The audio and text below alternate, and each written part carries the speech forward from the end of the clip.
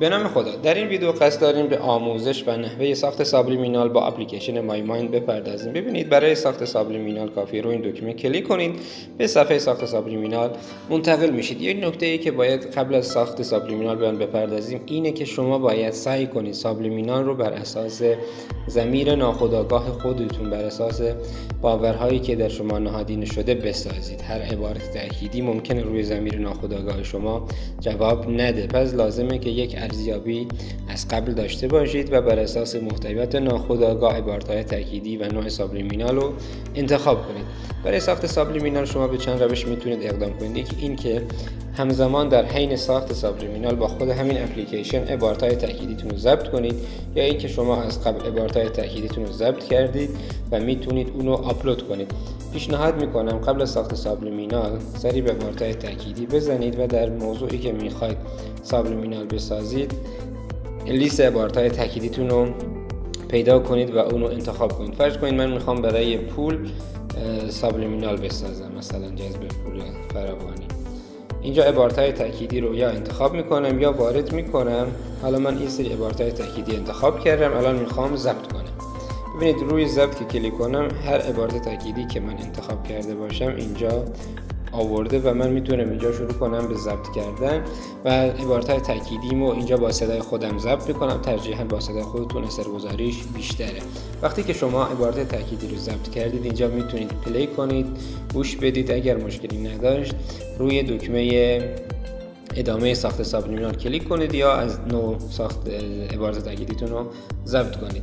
در این مرحله شما باید یه سری تنظیمات برای سابلیمینالتون قرار بدید. اول اینکه چه تصویری میخواید داشته باشه، یه تصویری باید اضافه کنید به سابلیمینالتون و تمام این تنظیمات توضیح داره. ببینید شما در قسمت تعداد تکرار و لایه روی علامت سوال که کلیک کنید توضیح دادیم تعداد تکرار یا تعداد لایه چیه و چه کاربردی داره.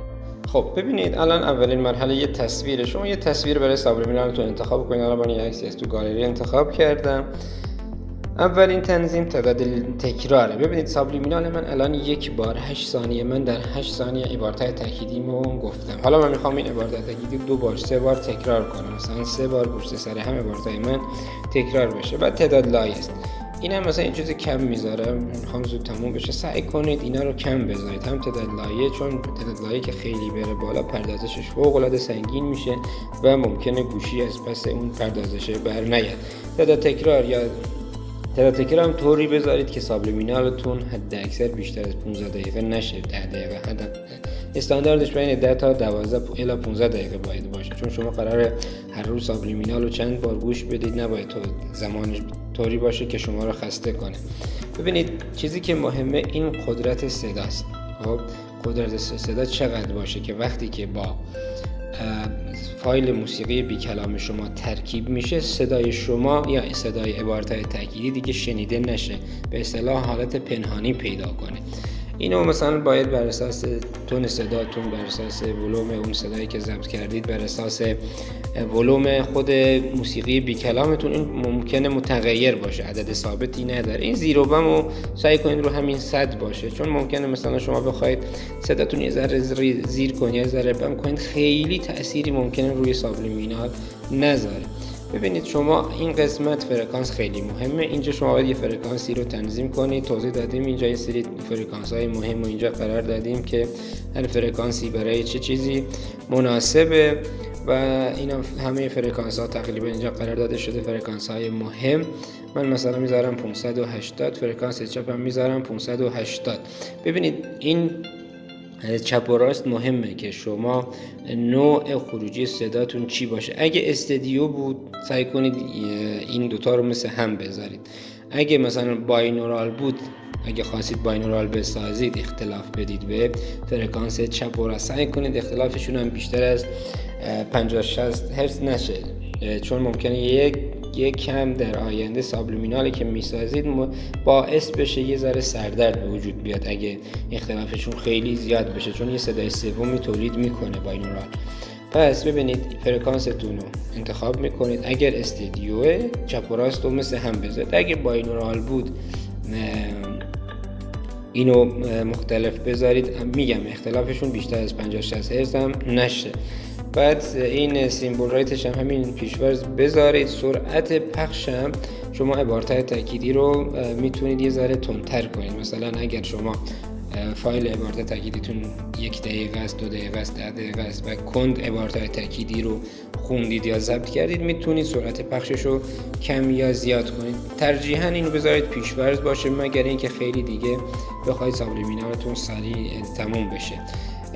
مسئله بعدی نوع خروجی صدا است. ببینید اینجا توضیح دادیم باز نوع خروجی صدا چیه، کدوما هستند و چه کاربردهایی دارن.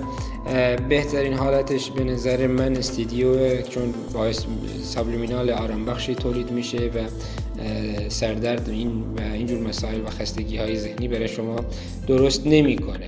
مسئله بعدی که خیلی مهمه انتخاب موسیقی بی کلامه. ببینید شما میتونید از تو گالری موسیقی بی کلامتون انتخاب کنید یا میتونید از بین گزینه‌های پیش‌فرضی که اینجا قرار دادیم یکی رو دانلود کنید. ببینید اینا هستند و اینجا ببینید اگر خواستید از گالری انتخاب کنید، روی گزینه اول کلیک کنید، انتخاب موسیقی از گالری، یا یکی از اینا رو انتخاب کنید. بار اول شما باید صبر کنید تا فایل دانلود بشه و بعد از اینکه دانلود شد میتونید اینجا پلی کنید، گوش بدید. اگه اوکی بود شما این تیک رو میزنید و الان همه مراحل برای ساخت سابلیمینال شما آماده هست. ببینید پس یه تعداد تکرار داره، تعداد لایه داره، قدرت صدا، زیر و بم صدا، فرکانس های چپ و راست، نوع خروجی.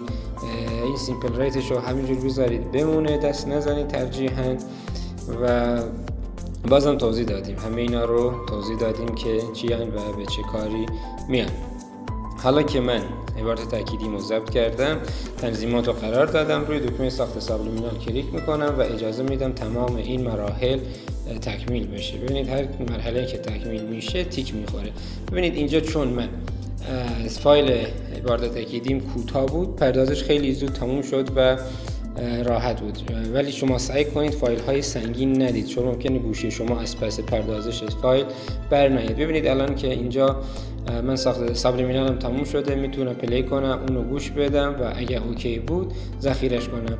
خب فرض میکنیم اوکی، من یه نامی براش میذارم، بعد میگم در چه گروهی ذخیره بشه. من یه گروه پیش‌فرضی دارم به اسم ساب‌های من. روی همه اکانت ها این زیرگروه پیش‌فرض وجود داره. میتونم زیرگروه دلخواه خودم هم اینجا ثبت کنم و انتخاب کنم. حتما روی این کلیک کنید که به مشکل نخورید. اینجا می توضیحاتی برای سابلیمینالتون قرار بدید که بدونید این سابلیمینال رو برای چه چیزی ساختید. اگر اوکی بود روی ذخیره میزنم، اگه اوکی نبود از اول میام سابلیمینال رو تنظیمات رو ست میکنم. میگم ممکنه شما وقتی که سابلیمینال رو در این مرحله گوش میدید عبارت‌های تأکیدیتون رو بشنوید یا کیفیت نداشته باشه یا استاندارد نباشه. با تنظیم کردن مجدد میتونید اون مراحل رو تکرار کنید. ببینید الان سابلیمینال من ساخته شد و روش کلیک میکنم، میتونم اینجا اونو گوش بدم. الان 24 ثانیه شده سابلیمینال من 8 ثانیه عبارت تأکیدیم بود. تعداد تکرار فکر کنم گذاشتیم روی 3 و الان سابلیمینال من اینجا ساخته شده و من میتونم ازش استفاده کنم. میتونم مثلا اگر نخواستم حذفش کنم، میتونم بوکمارکش کنم و الی آخر. پس ببینید برای ساخت سابلیمینال شما روی این دکمه هم کلیک کنید، به این صفحه باز منتقل میشید و تمام مراحل توضیح داده شده. و اگر روی این آیکون علامت سوال هم کلیک کنید، این فیلمی که الان داریم ضبط می‌کنیم برای شما پلی میشه و شما میتونید از آموزش ها استفاده کنید و فرآیند ساخت سابلیمینال شخصی رو به ساده ترین شکل ممکن برای خودتون انجام بدید. نکته‌ای که خیلی مهمه اینه که شما سعی کنید سابلیمینالی بسازید اول متناسب با ناخودآگاه خودتون باشه، دوم عبارت‌های تأکیدیتون منظم و استاندارد باشه. از عبارت‌های تأکیدی پیش‌فرض داخل خود اپلیکیشن سعی کنید استفاده کنید. و مورد بعدی اینه که خیلی درگیر این که چه فرکانسی بذارم، تعداد لایه هام چی باشن اونا نباشید. چیزی که خیلی مهمه اینه که شما وقتی سابلیمینال رو میسازید صدای عبارت‌های تأکیدی شما پنهان باشه، بیاد زیر آستانه شنوایی شما. یعنی شما عملاً خودآگاهتون با یک موسیقی بی کلام سر و کار داشته باشه، اما در پس زمینه این موسیقی بی کلام شما عبارت‌های تأکیدیتون رو به ناخودآگاه رسوندید. بازم اگر سوالی داشتید در مورد ضمیر ناخودآگاه در مورد ساخت سابلیمینال، میتونید اونو در قسمت پشتیبانی تیکت بفرستید و اونو با ما در میان بذارید.